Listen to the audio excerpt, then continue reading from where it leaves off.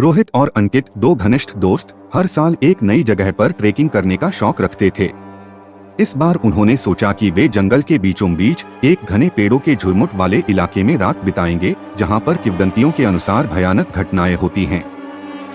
लोग कहते थे कि वहां रात में कुछ असामान्य चीजें होती हैं और जो भी उस जगह के पास जाता है अजीब घटनाओं का सामना करता है। ऐसी कहानियां उनके मन में उत्सुकता पैदा कर चुकी थीं और वे तय कर चुके थे कि इस बार डर से आमना सामना करना ही होगा। रात गहराते ही दोनों दोस्त वहां पहुंच गए और अपने कैंप का सामान उतारने लगे। रोहित ने बैग से कुछ कच्चा मांस निकाला और एक पेड़ के नीचे रख दिया ताकि कोई जंगली जानवर आए तो वे उसे दूर से देख सकें। यह उनके रोमांच का एक हिस्सा था।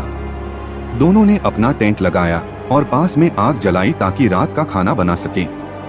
जंगल की ठंडी हवा और घना अंधेरा उन्हें बहुत रहस्यमय लग रहा था, लेकिन वे हिम्मत से एक दूसरे का साथ दे रहे थे। जैसे ही उन्होंने खाना बनाना शुरू किया, अचानक उन्हें झाड़ियों में कुछ हलचल सुनाई दी। वे चौकन्ने हो गए और अपने टॉर्च जलाकर उस दिशा में देखने लगे।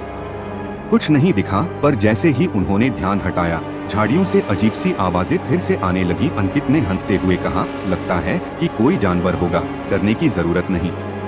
लेकिन कुछ ही मिनटों बाद एक भयानक ठंड का झोंका आया और आग बुझ गई। दोनों ने एक दूसरे को चौंक कर देखा, क्योंकि जंगल में हवा इतनी तेज नहीं चल रही थी कि आग एकदम बुझ जाए। अब तक दोनों थोड़े असहज हो चुके थे।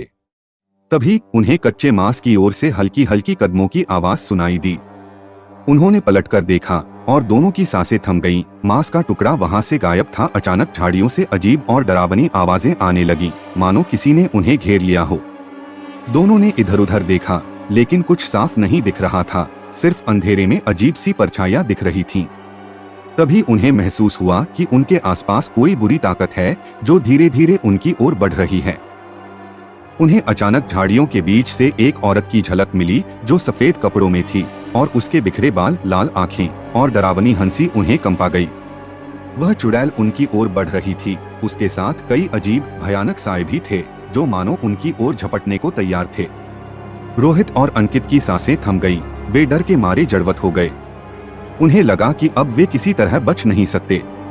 धीरे धीरे वे बेहोश होने लगे। उनकी आंखों के सामने अंधेरा छाने लगा। अब वे अपना शरीर हिलाने में भी सक्षम नहीं थे और उन्हें ऐसा महसूस हो रहा था कि 3 से 4 साए उनका चक्कर लगा रहे थे। वे इतने डरे हुए हैं कि उनकी तरफ नहीं देख पाए। रोहित और अंकित को लगा मानो किसी अदृश्य शक्ति ने उनका हाथ पकड़ लिया हो और उन भयानक सायों को पीछे हटने पर मजबूर कर दिया। उसके बाद वे बेहोश हो गए। जब वे जागते हैं तो वे खुद को अपनी कार में पाते हैं। उन्हें हैरानी हो रही थी कि वे अपनी कार तक सुरक्षित कैसे पहुंचे। उन्होंने तुरंत कार स्टार्ट की और बिना पीछे देखे वहां से निकल गए। कुछ दिन बाद उन्हें गांव के पास ही एक बुजुर्ग आदमी मिला। वो अपनी बकरी चरा रहा था। उसकी मुस्कान रहस्यमयी थी। उन दोनों को वे थोड़ा अजीब लग रहा था, पर वो भी मुस्कुराकर उसके पास बैठ गया।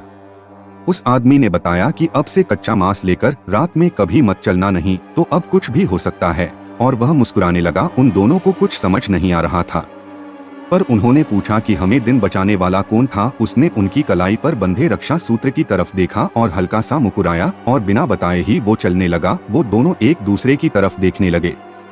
जब उन्हें पलटकर देखा तो वो बूढ़ा आदमी गायब हो गया था। ना वो था ना उसकी भेड़ें और बकरियां। तभी उनकी नजर पेड़ पर लिखे कुछ शब्दों पर पड़ी। उसने लिखा था कि एक बार बच गए हो, अब मैं तुम्हें जिंदा नहीं छोड़ूंगा। अगर दोबारा रात को कच्चे मांस के साथ मिल गए